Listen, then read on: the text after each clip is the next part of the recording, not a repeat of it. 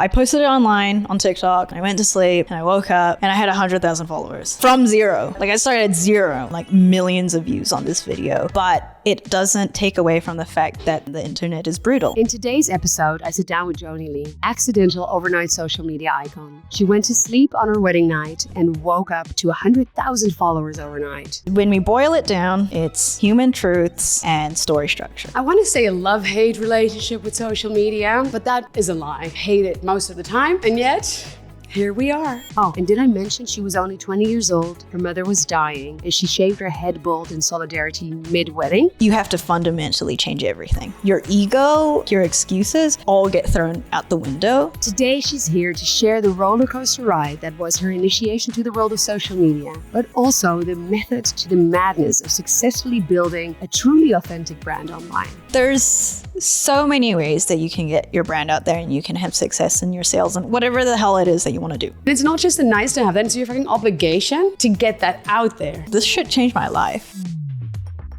I am so happy you are here. Yay! And I'm so happy we made it to this point of the interview. Now we can unclench and actually do the thing. So when it's like, I cringe even like reading it back, slid into your DMs. Because I've been following you online like a fucking weirdo. Okay, it's not weird. No, I mean, I know you do this for a living. So I guess that means... If you weren't doing that, I would not have a job. Okay, fair. Good point. So you did your job really well, but really well because I have, which is ironic because I used to own and run a marketing agency for many, many years. Yeah. I want to say a love-hate relationship with social media, but that is a lie. I hate it most of the time.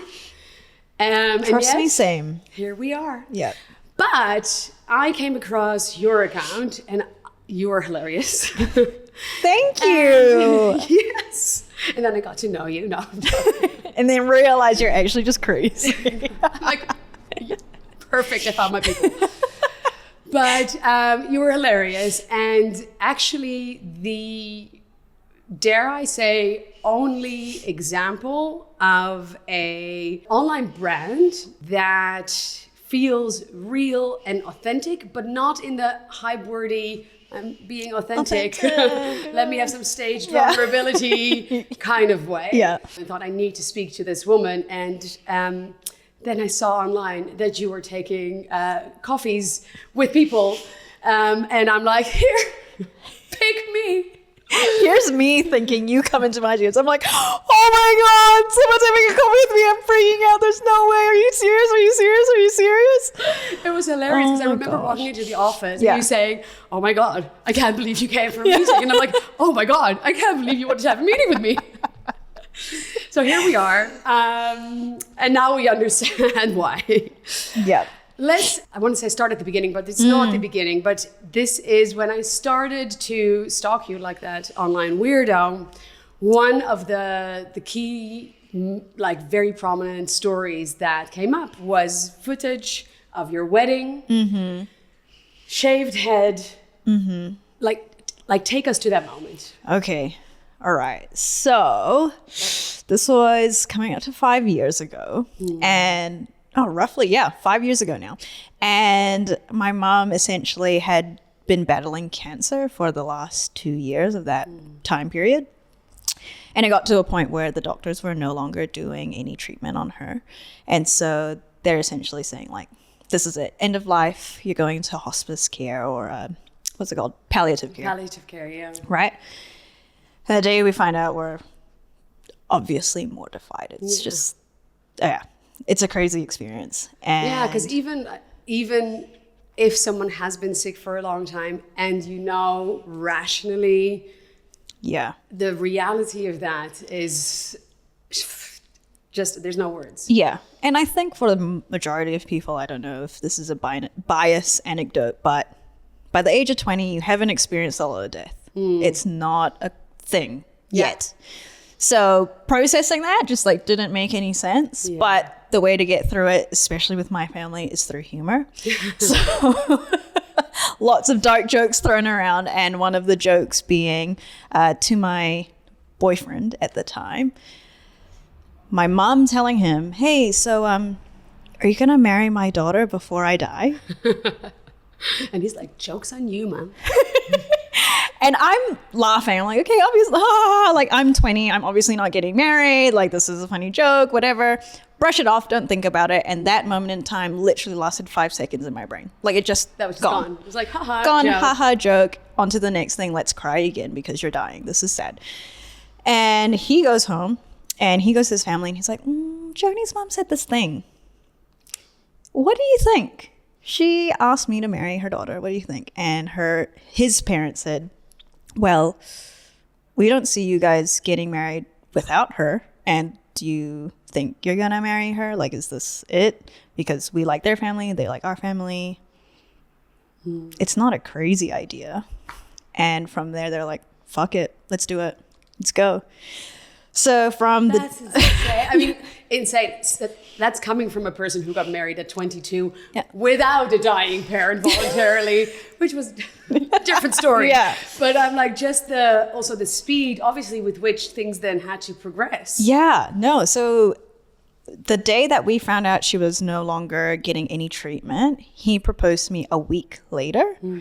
And at that point in time, I'm like beyond myself because I'm thinking, holy shit, I'm 20. There's no way. But yes, 100% yes. But thank God my mom knows that I am marrying the guy who she gave her blessing to. Yes. Thank goodness. Okay. And the extremity of the emotions must have been insane. Oh, yeah. I had no clue what was going on. So he gets on one knee and I black out. Like, I don't know. I don't know what my proposal was. Like, I'm not sure. This isn't real. I literally blacked out. I have no clue what happened during the proposal. Like, you cannot ask me any question to get any glimpse of an insight to what happened other than he had to ask me again, so is that a yes? I mean, how do you, like, I mean, it's so much. And like, absolute extremes of every emotion, like the deepest sadness and grief and happiness and love. My God. Yeah. So that happens and I'm like, okay, well, at least my mom knows. And he goes, oh, no. She's not just going to like know and pass away knowing. She's going to be at the wedding.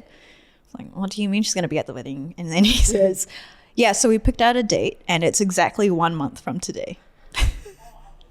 Oh my God. And so I'm going crazy. Yeah. I'm like, I need to sit down. I need to take a breath. You're telling me that you want me to plan a wedding in a month? You are ridiculous.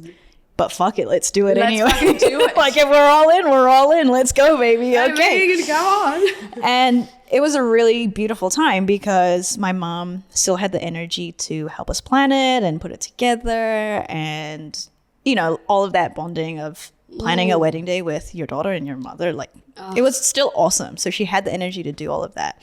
And everything kind of fell in place.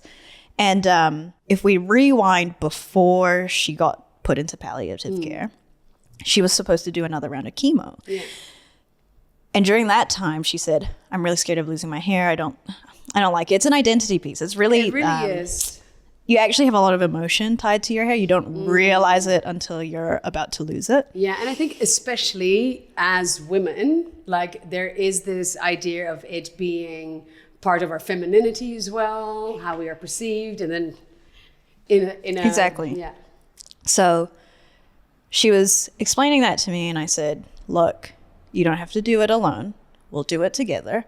If people are looking at you, they're looking at me, they're looking at us, and we're hot as fuck. So like, what's the problem? We're going to do it together and it's going to be fine. And we kind of got excited about it, doing it together. But obviously that day never came for us because she never went through chemo again.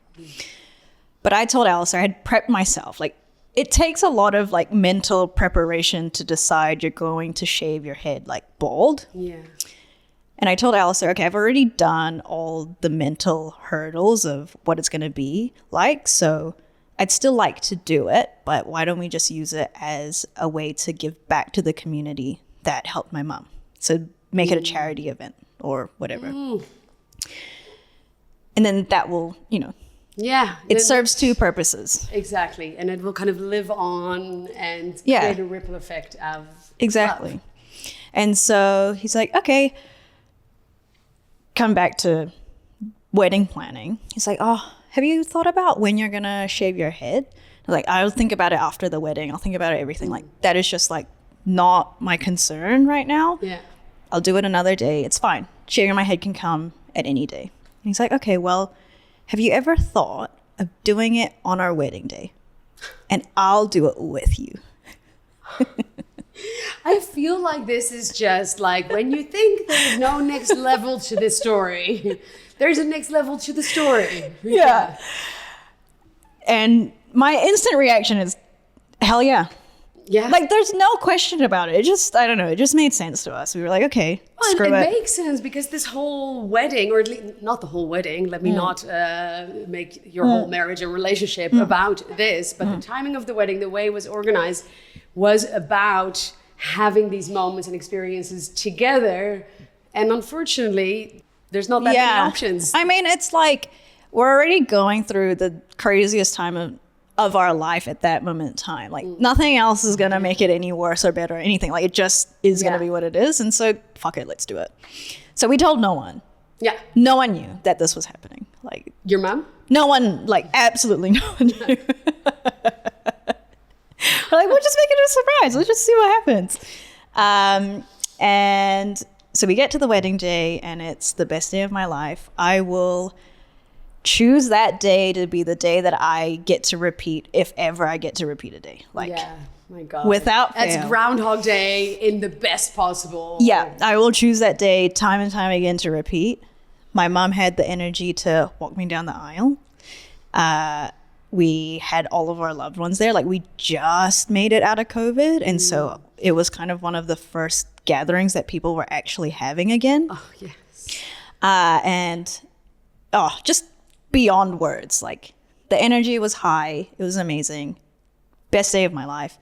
And then we get to the reception, and people think that we're going to do a traditional Filipino dance. And typically at that dance, people will give you cash and like stick it into your clothes. I mean, there are no other places where they do that. I don't mean to just, no disrespect, but where you said stick it into your clothes, Don't you know Filipinos are good dancers? Like, there's a correlation. there is a correlation. Now I know where those dance traditions come from. Yeah, exactly. It's good. You learn something new every day. So we understood that people were going to bring money. We didn't need that money. It's not that I wouldn't have benefited from getting that money, but we didn't need it. Like, we're not, struggling or anything. So we decided, okay, well, that can be the start of the fundraiser that we wanted to do for the head shaving. So we announced to our guests that, hey, so you think we're going to do a Filipino dance? The money that you brought, actually, if you put it together in front of us tonight, we're going to be giving it back to the communities that helped my mother. And so in solidarity with my mother, we're actually shaving our heads for cancer. And everyone's like cheering. They think it's the best thing ever. They're like, woo, and it's electric, right? And Alistair sits down in the chair. We do the first pass over his head, and everyone is going ham. They're cheering. It's like just light and love. And you finish shaving his head. My dad gives him a good like little scrub on the head and, high fives and all of these things. And for some reason, no one expected me to sit in the chair. When I said, we're shaving our heads with cancer, no one expected me to sit down in the chair. On the day of her wedding, I don't know why no one would like that. And so after that, I sit down in the chair. Wow. And the first pass goes over my head, and all the cheering stops. And it's just silent. Fuck. And you look up, and not a dry eye in the room. It's just like, I can remember it so clearly. I have tears in my eyes. I can feel it again. And you kind of forget, and I forgot in the moment, that it wasn't just me who was affected by my mom's illness. It was everyone else in the room who loved her dearly. But not only that, how many people have been directly or indirectly suffered from cancer. So the actual impact of what I was doing was beyond the solidarity that I had for my mother. It was for all my aunties and uncles who had had cancer and gone through, for all of the people who had cousins and partners and, you know, grandparents, everything that had affected them. And my only thought at that point was like, oh, this is for my mom. And you realize when everyone's crying with you that, holy shit. How big it is. Yeah, this has affected everyone. Yeah. And it is the most surreal room of emotions. There's grief and sadness because everyone knows that this is also kind of a gesture to the fact that, like, my mom's no longer going to be here, right? But then also it's love, light. There is still some cheer afterwards. Like once once the first initial wave of shock happens, there was still an influx of like the money being poured by our feet and people giving us hugs and kisses and all of that as it happened. And what is happening within you in that moment? I can't do anything but smile. Like I'm just like, my cheeks hurt so much because I have a room of my most loved people feeling the exact same emotions as me. And the love is just immense. Yeah. Like there's no greater love I've ever felt. Like not even from Alistair being my husband. Like that day with every single person I've loved in a room just supporting us and our family and reacting the way that they did and giving the way that they gave is just like top notch. It's amazing. And I think if I've learned one thing from my personal interactions with death, is that nothing, but definitely nothing as extreme as death or life or birth is ever one thing. Meaning the most heartbreaking moments of grief I've experienced were also moments that were also filled with love and light and laughter. Yes. And those things can coexist, and they can coexist in the very same moment. Yeah. But it is so hard to hold all of it. Yeah, exactly. And so, I mean, you guys can understand why that was the best day of my life, because the first half was just like celebratory and everyone was like high vibes. Everyone's ready for the night ahead. And then you do this meaningful thing. And so it just, absolutely awesome. Ended the night. We raised $4,000 that night, which was crazy. Shout out to my family for brunting most of that. And we partied the night away, bold, and unlimited mixed drinks at the bar. Oh my God. Now that is what I call a party. Yeah. And then fast forward, I actually don't know the timeline exactly, but I know there was backlash. Like online backlash, hate. Yeah. Just meeting people. Yeah. So I didn't actually intend to post any of that online. That was never my intention. That was just the thing. My sole focus was like, we're doing these things for our family and for our people and for us and whatever makes us feel good. I don't know. But my photographers had asked if they can publish the photos as part of their portfolio, which made complete sense. Okay, go for it. And as soon as it went out, news outlets were contacting them, asking them for the story. Why is this bride bald at her wedding? What is happening here? And so they can't speak on behalf of me, right? So they forward all the inquiries to me. And at the time, I was like grieving my mom. So from my wedding, my mom passed away a month and a half afterwards. And not too long after that was when all of these inquiries started coming through. Yeah. But being young and like naive, I saw it more as an outlet. It kind of felt, I wouldn't say good, but it was a sense of relief to be able to regurgitate my story enough times that I felt at peace with it.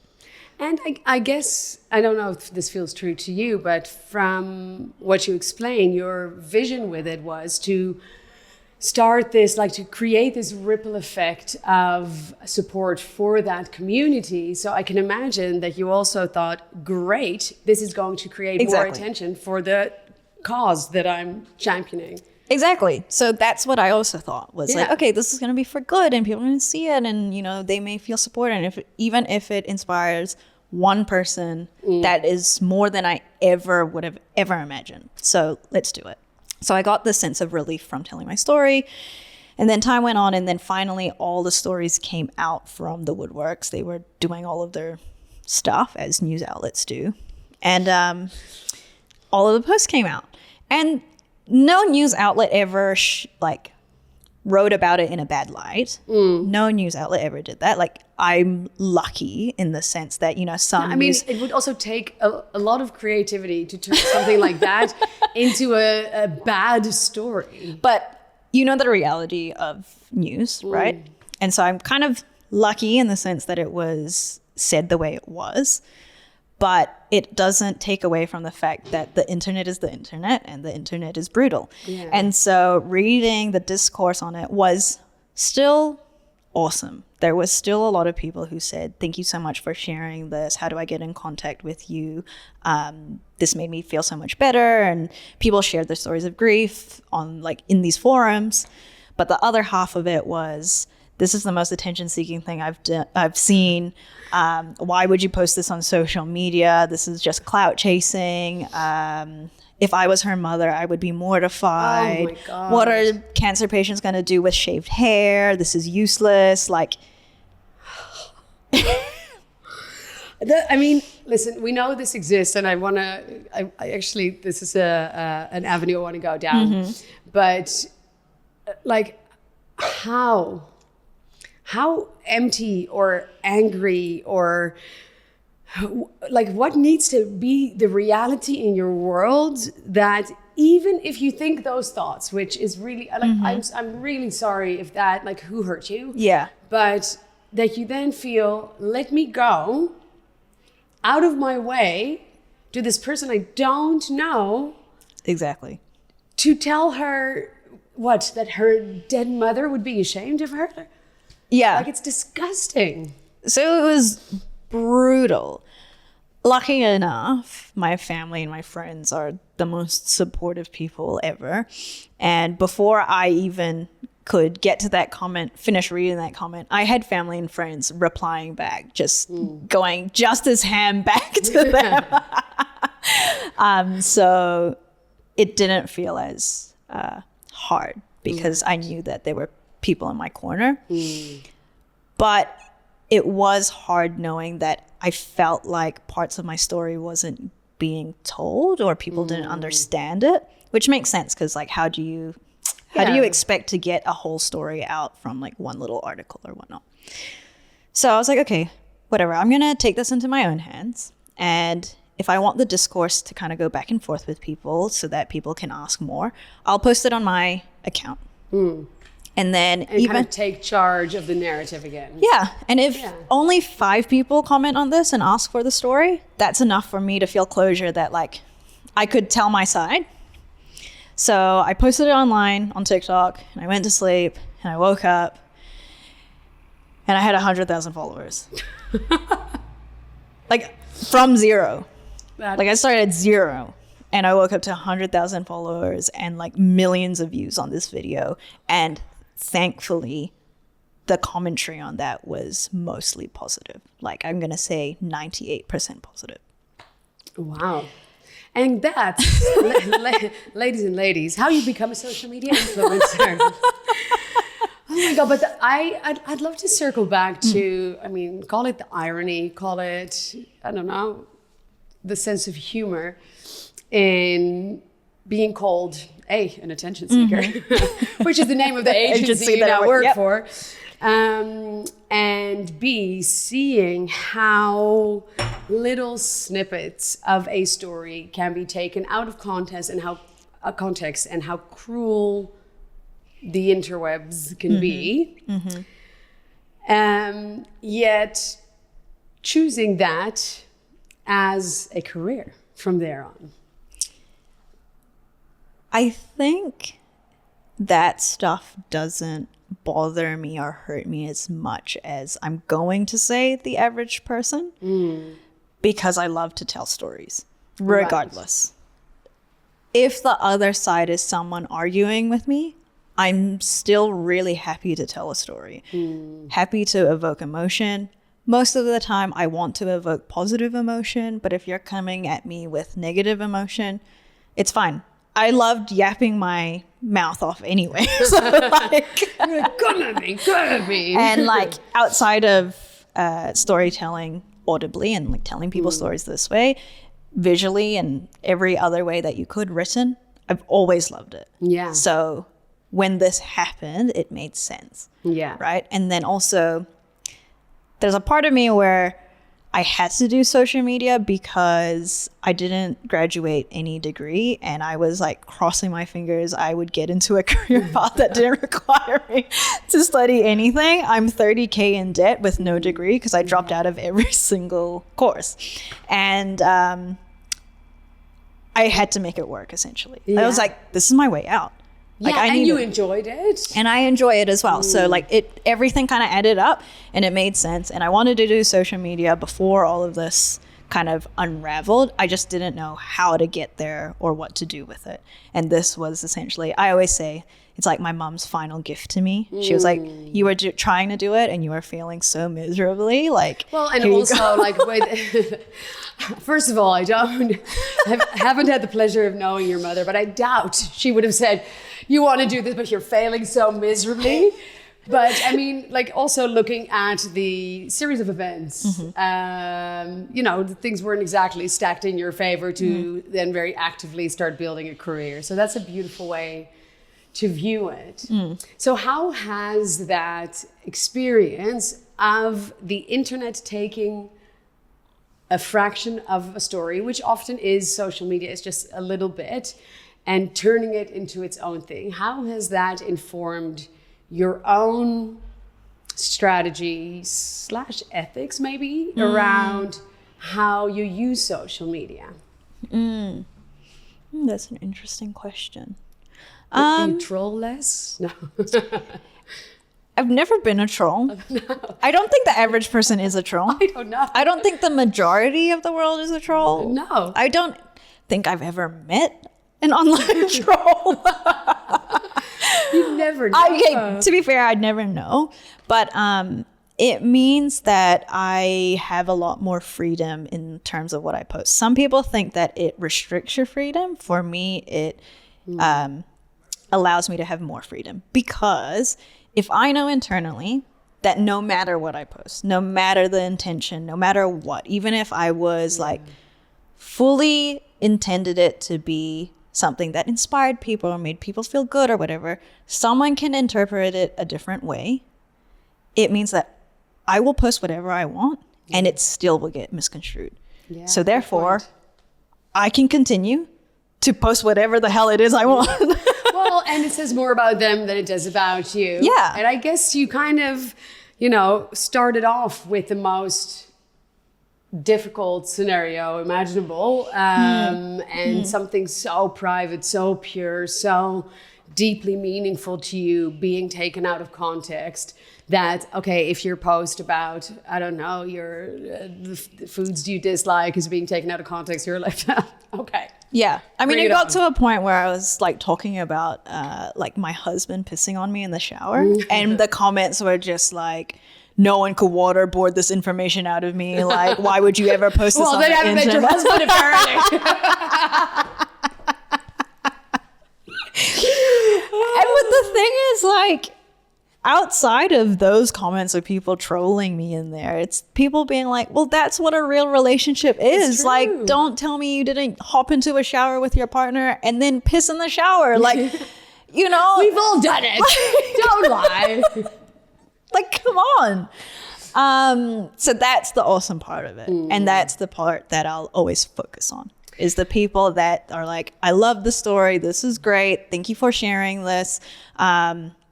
people aren't going to talk about this. So thank you for like making me laugh and realizing that my normal is also normal for other people.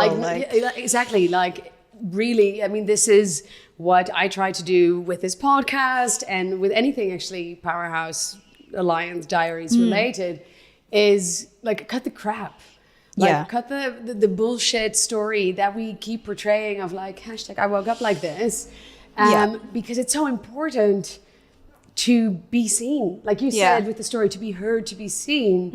And that is not just with the big things, but it can feel so isolating if all you see are these curated, perfect pictures and you're like, what the fuck's wrong with me? Yeah.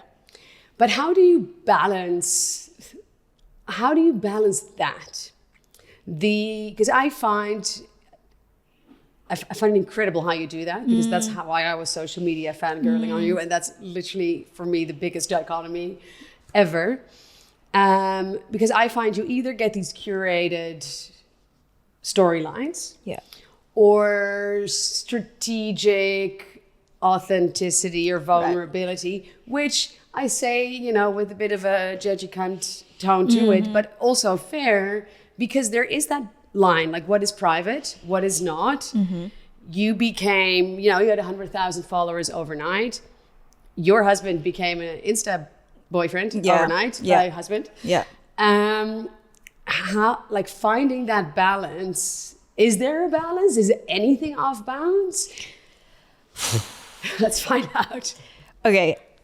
My boss taught me this really early in my career, and I'm really grateful he did.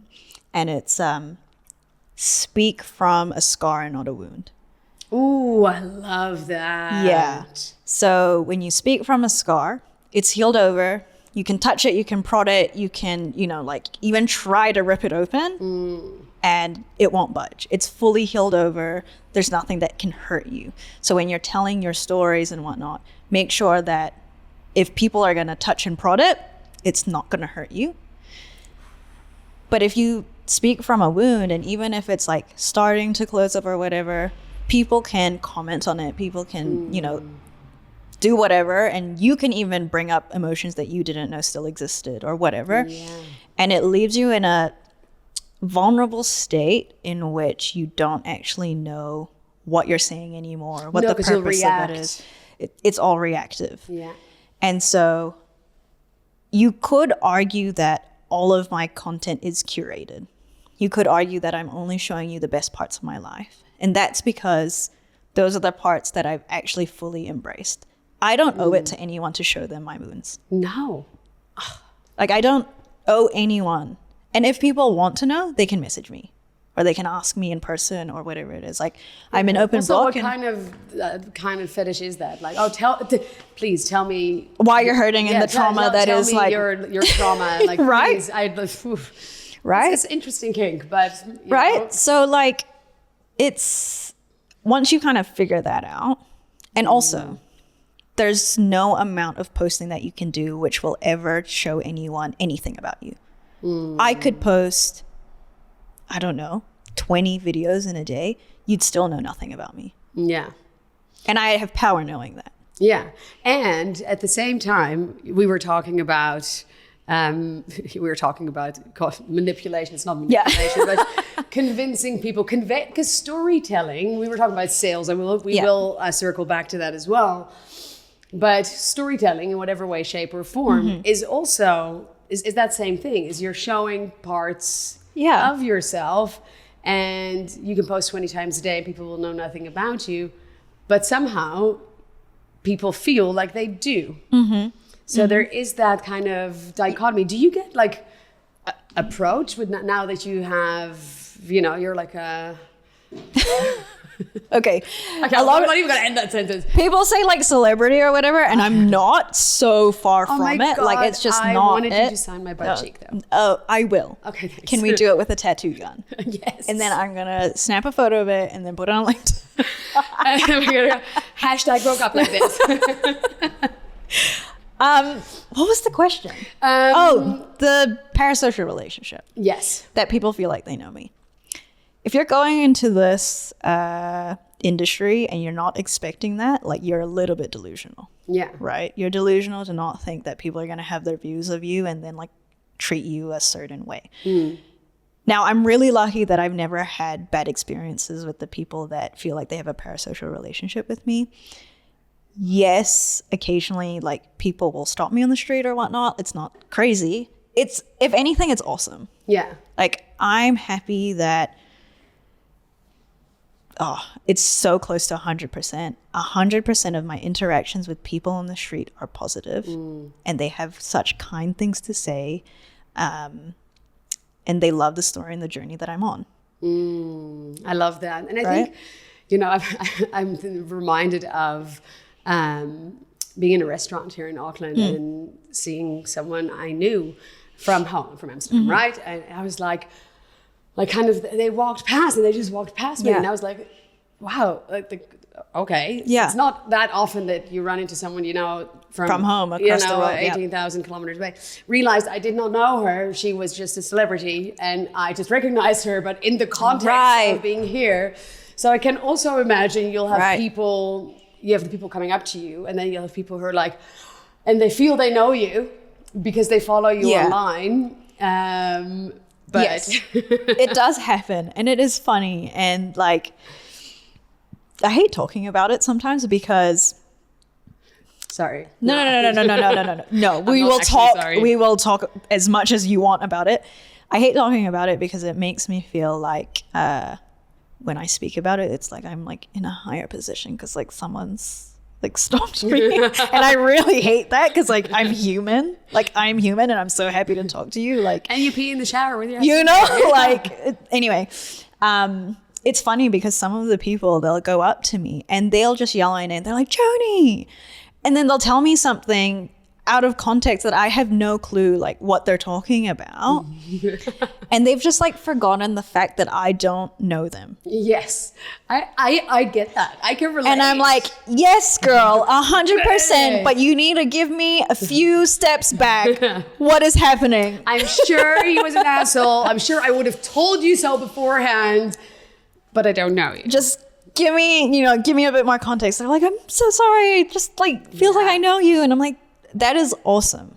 And I'm freaking grateful, and I'm so freaking glad. That is amazing. Yeah. That's it. And a lot of people are like, but what? Like, but nothing. But that nothing. Is freaking cool. Hello? Yeah. I'm really curious though, because social media has not without reason a bad rep in terms of, first of all, just the effect, especially on kids and younger generations.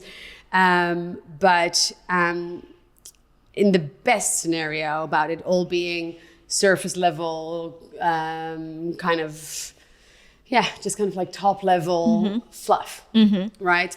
Popcorn for your brain. Yeah. Now, what I have learned about you from our conversations and my stalking is that you are deeply passionate about certain causes, like the whole initial thought behind the fundraiser in the first place, right? So how do you marry the kind of superficial going for likes, especially in an agency environment? And I say this with the utmost respect to the agency as an ex-agency owner, where it is about, telling stories to sell things. Yeah. How do you marry that with creating that sense of purpose and depth for yourself and I guess for the agency as well?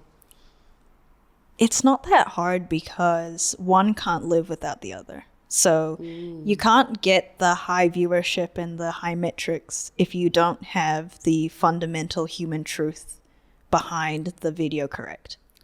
Like, as much as like a funny cat video is, I can post-rationalize what that funny human truth is. And I can. It is really the same connection you have to like a baby, the things that you find cute. You are amazed by the things that it does and what you find it quite funny. So it's the same with cute animals. Yeah. That same instinct of like, I must protect it kicks in. So that's why when you see a cute little kitten like fall from a certain height or whatever, and it kind of tumbles and it's funny, it's that same like parental instinct that you have when you see a child doing something and like it ends up being okay, that humor, right? So regardless of the video, for likes, it has a fundamental human truth to it, which is why it got the likes in the first place. So one can't live without the other. Yeah. Like literally, you just single-handedly. I'm like, social media is fantastic. Oh, I love that so much because you've talked about there being a what's the word, like a reason to the madness. No, that's not how you say it. Method to the madness. Thank you. Yep. I'm done speaking English. But a method to the madness, and initially that can sound like a strategy, as in you post this many times a day and at these certain times. God, but no, it's I hate this. that. Yeah. Tell us a little bit more, because fuck, that is the wisest thing I've ever heard in the context of social media in my entire life. Oh my gosh. So all of those like little hacky things, like, I don't know who made them up, but they make sense for back in the day when people are still figuring it out, but it's just not true now. And when people ask me like, how do you grow a social strategy? It's always, and this is the same thing we do for clients, right? Yeah. You just need to understand that a like 30-minute conversation is never going to get you to fully wrap around what I'm saying until you fully put it into practice over and over and over and over again. So the only thing that you need to do, which take it with a grain of salt, it's like difficult and it takes a lot of like experience, I would say. It's simple, not easy. Yeah. So when we boil it down, it's human truths and story structure. And if you put that in every video, you kill it. Yeah. That's it. And like, that's what I'm saying. It's like boiled down and you're like, oh my God, that makes sense. You have a human truth and it relates to someone and and then you have a story structure in ways someone actually ingests information properly. Of course, when you put it together, it works. I get it. It sounds simple, but it takes a lot of doing it over and over again. And the only reason I've gotten to that point is because I've done it so many times. Yeah. So, and I think it's like there's certain topics that kind of universal human truth seems obvious, and there might be brands or topics or stories where that you'd have to do a little bit more digging. And I don't know, I'm actually curious if you've experienced this, and this is an incredible generalization, but my experience here in New Zealand is there is a tad of tall poppy sometimes. Just a touch. Just a smidge. Just a little smidge. Like a little smidge of tall poppy. So when it comes to personal branding specifically, right? And the simple, not easy strategy that every female founder that's listening could, should, would apply right now is finding those like human truths, which in those stories are often not that hidden, because there's a reason you're choosing a delusional path like entrepreneurship, because you believe in something. However, you are also in a societal structure where being seen and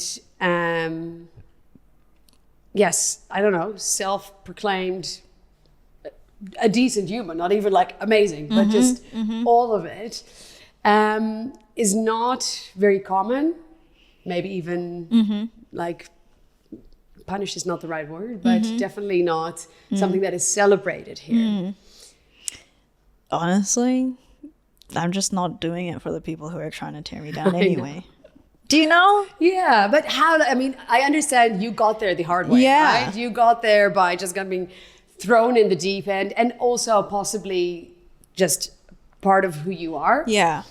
I'm thinking for the person listening who is like, yeah, that makes total sense.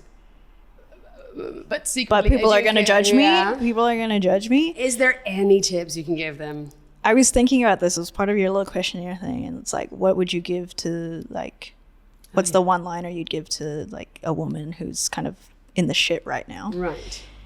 And like, I could comfort and baby someone and coddle them and say, you know what, you'll get through it. It's going to be okay. But like, this shit probably won't. No, but this shit is hard. Yeah. And if we're in a privileged enough position to be making videos and putting it online to attract business, I would drop this mic if it wasn't attached. you know, to it. if we're in such a privileged position to be able to watch this podcast in a car that you have bought, going to a job that gives you a stable salary or whatever it is that you're doing, right? And like, that's why I have to like reiterate, if you are in this privileged position to be able to do this and consider this, suck it the fuck up. Yeah. Like, you can't get this, without trying. It just doesn't work that way. You can't get this without all of the shit. You can't get this without the judgment. It is always going to exist. There's always two sides of the coin. It's always going to be shitty. And as much as like, when you need me to coddle you and be like, it's going to be okay, I will be that. But for 3 minutes and then your time's up. but like, really the thing that you need is to realize the shit is always going to be there. Yeah. It's just always going to be there. And it's often, and it's theirs. Yeah. It's their shit they're projecting onto you. You don't even need to like worry too much about it. If like, I get it. And this is a very complex subject. It's a complex thing to play with your ego, essentially. You're toying with it when you do this stuff. Yeah. Because you're essentially like putting yourself out on the line and all this stuff, whatever. It's a great personal development course. I mean, as a trauma-informed master coach, I'm like, I would like that. Those are great exercises to kind of stretch your ability to hold your capacity and to regulate. Yeah. So all in all, suck it up. But Buttercup. yeah, if you're scared of judgment, also know that if this is like, let's call it, we're putting it into perspective here, and it's like your first post ever, there's no stadium waiting for you. No one's waiting for your post. No. In fact, most people who decide they're going to put their first post out today, no one's going to fucking see it. No one's waiting for you, and no one's like waiting at their computer being like, I can't wait to judge the living shit out of you, Helen, when you post your first ever post. Oh, but Helen though? You know, like, just me, Helen. I'll be waiting. You know? Yeah. No one's doing that. And people get all in their head and all this stuff. But I don't know. If your friends and family are judging you, like, what are they doing? I don't know. No, and I think, that's a really good point, right? Don't take criticism from anyone who's living a life that you don't want to. Yeah, exactly. And I think often it's the ones in the bleachers, right? You have the players on the field, and then there's the people watching on the side. And I mean, I'm using a sports analogy, and I know nothing about sports. I'm going to fuck it up completely. But what I do know is that like the hooligans, like the fans, they are standing there, they're yelling that the ref is making the wrong call and the guy should have whatever done something to the ball differently than they did. From the sidelines, they're not on the field. Do you know what it's like to be a professional athlete? Like, I'm sorry. If you're sitting in the bleachers, you didn't do the work to be a professional athlete on the field. Well, exactly. So really, like, does their opinion matter? No. Yeah, good point. There's a reason you're on the field and they're not. But also, people are allowed to have their opinions. And I still love the people in the bleachers who are loud enough to give their opinions, and I love you the same and whatnot. But send you love and light and off you fuck. Yeah. Right. Exactly. Moving halfway on, we're bridging the gap, because you recently, after really establishing yourself as not just a social media personality, but really an expert for one of the leading agencies and so many brands, have kind of transitioned to a new role. Now, I want to talk about that, but first, I would love to know what it is like, because we talked before the episode a little bit about, learning any new skill is uncomfortable as fuck. Watch any baby learning to walk, and they're cute because they have big cute butts and stuff, but they wobble and they fall, and that's the way you learn. And we don't like to fall. Yeah. We like to fall when we've like, you know, curated it. When we're like, oh, Yeah. I fell. Oh no, I fell. Oh, I fell. Oh, no. I peed in the shower. But not like face plant without warning or without planning it. And you've gone from a world where external validation, like in the most literal form of other people liking you, was the measure of your success. And we talked before about how for people, and often women, your hair is part of your identity. I can imagine that living that life, those likes and comments and views, those vanity metrics that don't really mean that much, can become internalized, can become a measure, not just of your success in your job, but of who you are. It's mirroring back that this whole identity you've created is liked. Yeah. Ooh, how is like... How am I balancing that? Well, it feels like, for me internally, never having experienced it, but even as I'm describing it, it sounds like going cold turkey, like off some like incredibly addictive drug. Yeah. I mean, okay, for context for anyone listening, I moved into more of a sales role. So I did a lot of like internal content creation. So a lot of my role was the marketing side of the agency. How do I get as much eyeballs on us to then hopefully filter down? I'll do the top of funnel stuff essentially. Yeah. Now I'm moving into sales where instead of the top of funnel, I'm kind of part of the whole funnel. Myself is not the whole funnel, but I'm part of the whole funnel. And sales is soul crushing. First of all, sales for like a service company is soul crushing. I mean, I hear you. Yeah. Like honestly, as someone literally who started out my career in sales and then did owned the agency, so did all of the funnel. I hear you. And isn't it exactly the same? You're selling a story and you're selling... It's exactly the same. To your point of like the instant validation, that's the thing that sucks for me. Is like, without blowing smoke up my ass, I was an awesome kid in terms of like academically, right? I was the kid that at prize giving, you stand up on the stage, everyone's like has their name read out, they get top scholar for one topic and then it moves on. I get called up, my name gets called up, and my list is long, so long that after they say it, like you get a round of applause, right? So my whole life I've been put on a pedestal of like, you are the best.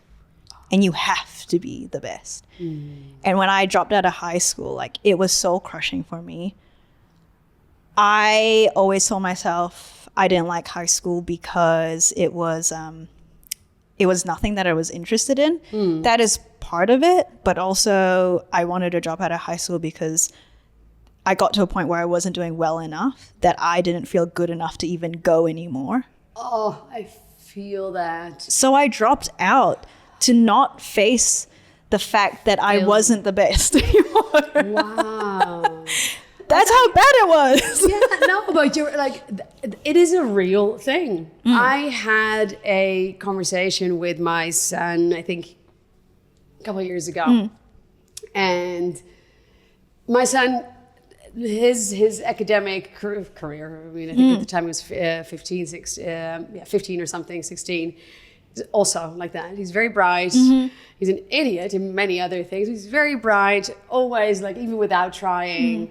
And then at one point we started talking about, okay, like, you know, maybe Ivy League or like other things. And he's like, I have always been the big fish in the small pond, and the idea of being the small fish in a big pond mortifying, like was mortifying to the point where I was like, that's like, I was lucky enough to have that conversation so we could kind of like start practicing it, if that makes sense. But that makes total sense. At one point, he's like, everyone always says, oh yeah, you're going to do great things. You're going to do. He's like, I'm going to have to cure fucking cancer. If I do anything less than that, then what's the point in my existence? I'm like, yeah, whoa. But I feel you. Yeah. And then it just snowballs when you get into social media. It gets worse. And now it's to a point where, like, especially when I started social media, as much as like I wanted to do it, I had a chip on my shoulder because I had something to prove. I was like, I'm a high school dropout and a 3-time university dropout. Holy shit, I got a wholesome ass. I need to do it. I need to do make it the comeback of the fucking century to make up for the last couple of years. I did, but you know, like, I mean, you could argue for some of the wrong reasons. Oh, listen, babe. First of all, the wrong reasons can get you really far. Yep. And I think, I mean, this is, and we talk about this a lot on the podcast, and I think it's also for me, there is this, and now I'm going to sound like, you know, grandma when I was young. Yep. But it's true. I think most of us, when we start out in life, in whatever career, business, our fuel is often coming from a place of proving to some invisible force, or maybe someone we know. And it's proving our worth because we identify with that again. And part of coming of age, and you know, the same sentiment you have with the trolls online, where you're like, nothing, you know, it doesn't matter that you hate me. Yeah. That's actually, why doesn't it matter that they quote unquote hate you? Yeah. But it does matter that you don't get the likes. So it doesn't matter that they hate me online because I'm already doing better. No, but that's the truth of it. I appreciate it. And it matters that the person in this sales call doesn't like me because I feel smaller than you. Like my ego is little. I feel small next to you because I feel like I have to sell myself to you. I don't have someone backing me. I don't have a million people backing me saying like, yeah, go girl, you're going to be fine. Who cares about that hater? We love you. I have one person sitting in front of me telling me, no, like this, I don't need this. Yes, but exactly. Right? But they're saying, I don't need this. They're not saying, no, you are a horrible person. It does not exist. I think that like the sentence that I wish I could credit whoever said it, but it's a no to your request, not a no to you. Yes. Is a game changer. It's still not fun. Yeah. No, and I 100% agree. And I think I'm learning that, and it makes sense. Like they're not actually out to get me. No one is out to get me. Well, I am, but just wait. And thank God. Let's make it a competition. Let's go. I have to be better. But okay, so here I think this is a great opportunity. Because in the end, sales, business development, is nothing more and nothing less than storytelling. It's just a story that people don't necessarily know they need at that moment or need at that moment, but it is storytelling. And I know it is a story that you're passionate about because you have seen firsthand how having a, be it social media strategy or a human value-led strategy behind any brand, including the agency, including yourself and all the clients, has created ripple effects of awesomeness in the world. So these are all female founders listening. Explain to us why it is so important to tell your story and get that done in a way that is not just blindly following the latest guru online that gives you a 10-step template and tells you to post 3 times a day at 4 p.m. What is the human-led story that you are posting, except you're not posting? Me? What's my human-led story? I mean, the story of the importance of working with you, really, not you, the agency. Like sales pitch, but like sell me this fucking pen. Yeah, but not out of my nasally little sales voice. Yeah, no, like I mean the sales pitch that isn't a sales pitch, because I know you believe in your core. No, what this music is. Yeah. Let's cut this out. Let's try that last bit again. Sorry, guys. Everything. Bye. I'll tell you this later. By the way, you know how I said I hope someone flashes us? Yeah.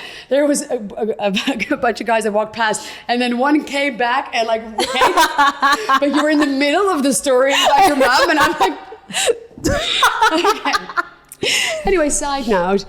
The sales pitch, it's not a sales pitch. Yeah, the sales pitch is not a sales pitch, because a sales pitch or explaining why this is important is the same thing as you already did. Okay. You told the story. Tell us the story. Okay, well, there's so many ways that you can get your brand out there and you can have success in your sales and whatever the hell it is that you want to do. But the sales pitch is not a sales pitch. Like, this shit changed my life. Yeah. And like, I've just lived it. I didn't just live it through a brand. I lived it myself. I was able to fully move my career into a completely different trajectory. I was in retail doing like retail management and completely switched to social media because I told my story. Okay, now like, I hate hearing that because people, no, I do, because I watch these shorts and these snippets of people being like, if you do it, it'll change your life. And like, I believe it because I've lived it.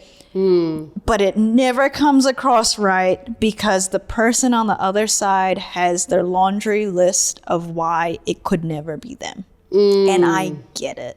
And I completely get it. But if you go back a couple minutes into this podcast where I tell you to suck it up if you want it, that's what you have to battle with. But not only has it changed my life anecdotally, it's done heaps for even like the Attention Seeker, the agency, when we were building it out.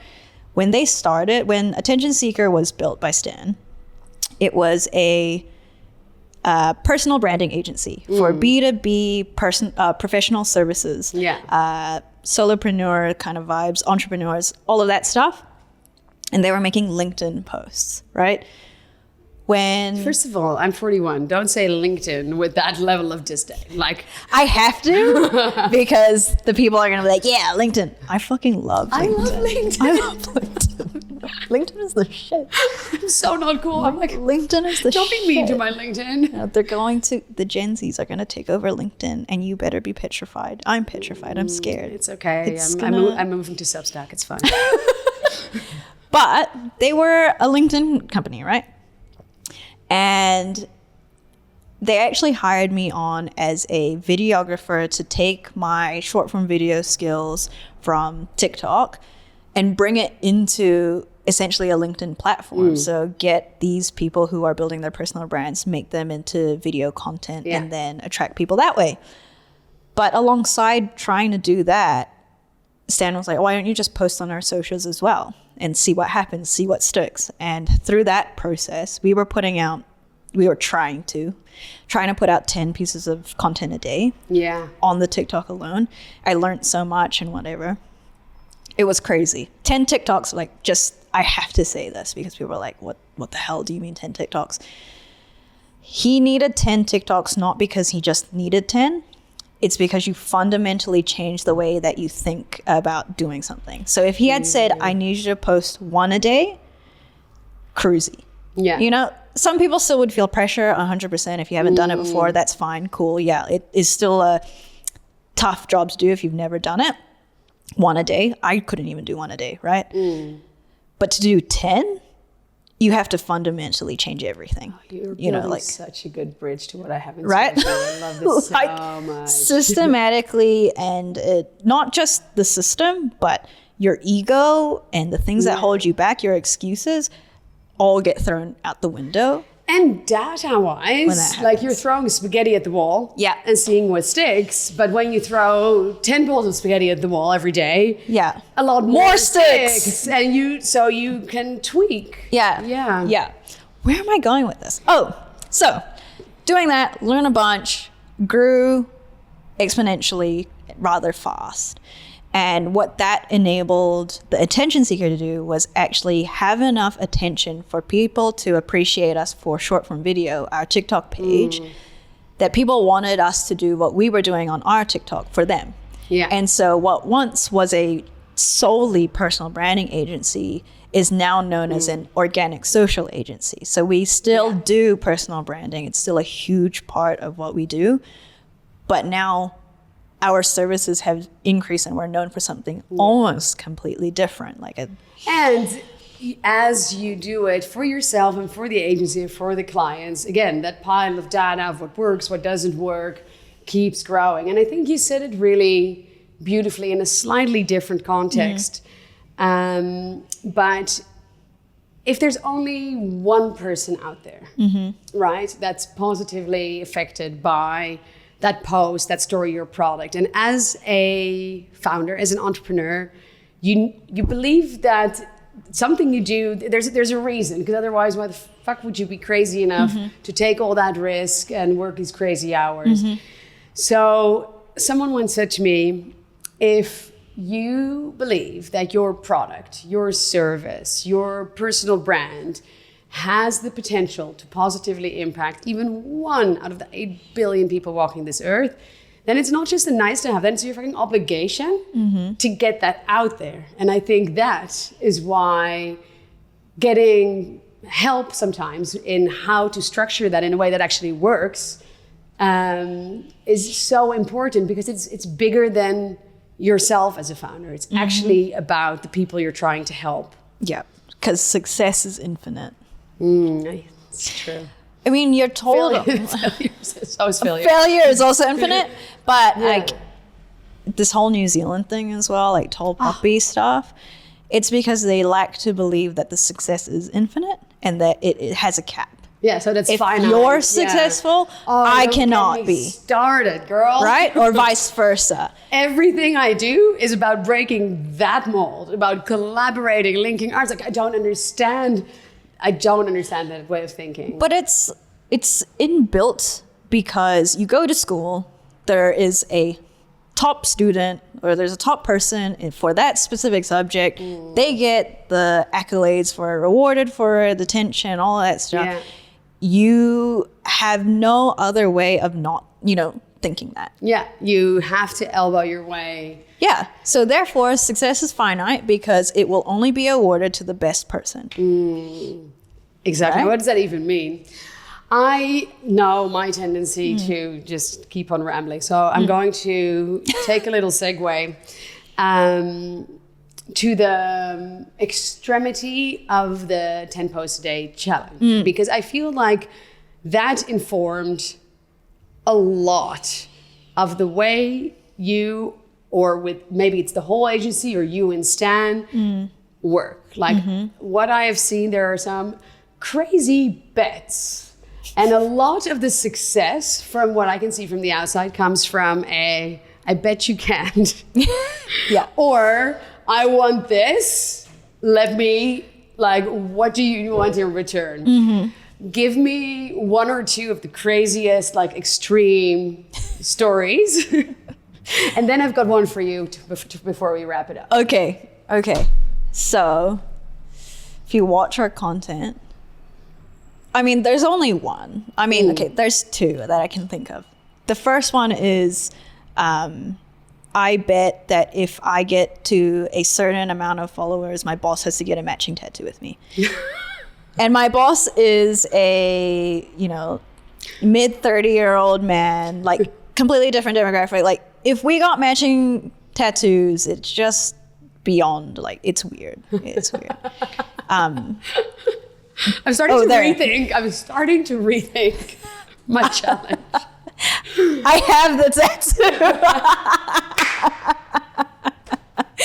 I think it was like we had to hit 700,000 followers or something for us to get matching tattoos, and we got matching tattoos, and the matching tattoo says questions spelt incorrectly because I'm going to take a photo of that, and this will be like edited in. Because it was it's a word that landed in one of our first viral videos ever, and then our audience never stopped talking about it. And so I was like, okay. So he has this on his thigh, and I have it here, and we got it done in New York together. I love that so much. And the second one?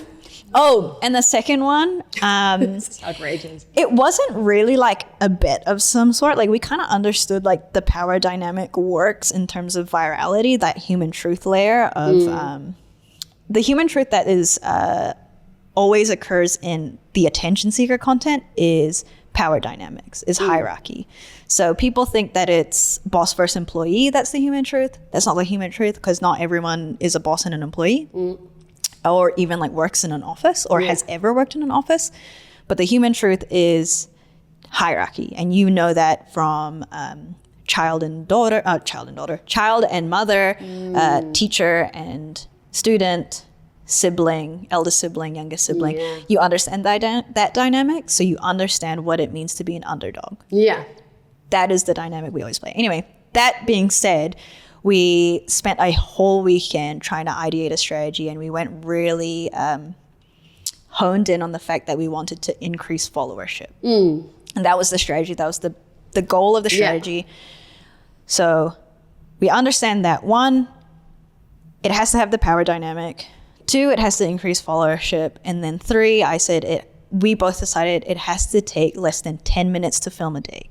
And not film, 10 minutes to film, edit, and post a day, right? Yeah. So here are the parameters of what it has to be, whatnot. Anyway, we came up with day 1 of proving to my boss tipping a bucket of water is better than his marketing strategy. And so for 2 months straight, all I did was lift a bucket of water and tip it over my head at the end of the workday in full work clothes. And the key to it is consistency. You have to hold the joke. Yeah. So for the first 14 days, nothing. Like no budge in followership or viewership, like, whatever. Yeah. I'm dripping wet. Right? Like, what the hell am I doing this for? This is embarrassing. But the thing is, most people will quit because they can't see the results. But the thing is, you have to hold the joke. So we held that joke longer than the 2 weeks, and finally one hit. And we kept going and going and going and going. And in that 2 months, we grew 180,000 followers. That is insane. What I'm hearing is Stan needs a better marketing strategy. He is the marketing brains. Let me add, he is the marketing brains. Taking the piss, which is, again, the human truth. It's the power dynamic, but it's the taking the piss out of both yourself and each other. Yeah. That is really powerful. So I love the extremity, and I love what I'm hearing in every part of your story, both personal and professional, is kind of this through line of why the fuck not? Like, why wouldn't it be possible? It really did change my perspective on like, I hate social media and so superficial. And I really, really hope that even one person watching now looks at their social instead of like, another thing I have to do, as a way to actually make impact and reach the people they want to reach. 100%. Thank you so much. Thank you for having me.